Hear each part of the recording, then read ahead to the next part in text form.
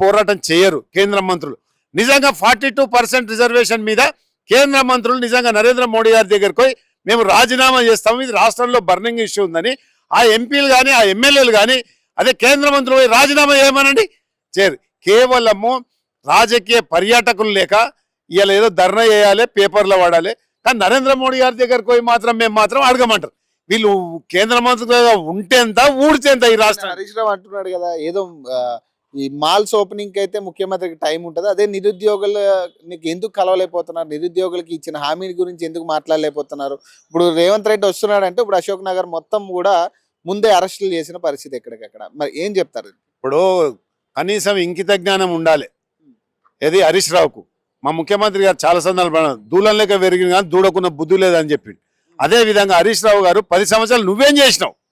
10 సంవత్సరాలు నువ్వు తెలంగాణకు చేసిన నష్టం చేస్తే నేను ఏ సెట్టుకు ఊరేయాలి? నీళ్ళలో మాకు 299 టీఎంసీలకు సంతకం పెట్టి ఆంధ్రలకు అప్పచెప్పినావు, ఉద్యోగాలు ఇవ్వలేదు.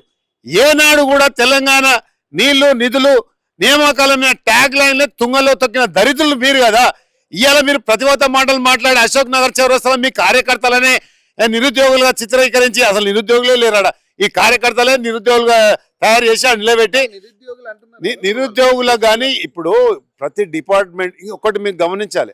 ఇవాళ పోయినసారి శాంతకుమార్ గారు చీఫ్ సెక్రటరీ గారు ఆధ్వర్యంలో కమిటీ ఇచ్చింది గౌరవ ముఖ్యమంత్రి గారు.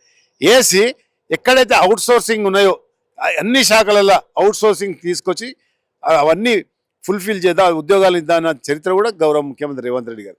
కానీ ఇలా హరీష్ రావు వచ్చి అశోక్ నగర్ చివరస్తా చేస్తే ప్రజలు నవ్వుకుంటారు, కిషన్ రెడ్డిని చూసి నవ్వుకుంటారు, బండి సంజయ్ చూసి నవ్వుకుంటారు. ఇప్పుడు ఫైనల్ గా ఎప్పుడు ఉంటాయా నియామకాలు? ఉంటాయా? ఖచ్చితంగా ఉద్యోగ నియామకాలు ఖచ్చితంగా రాబోయే 8 సంవత్సరాల్లో ఈ రాష్ట్రంలో నిరుద్యోగం అనేది ఉండకుండా చేసేదే మా యొక్క లక్ష్యం, మా యొక్క టార్గెట్.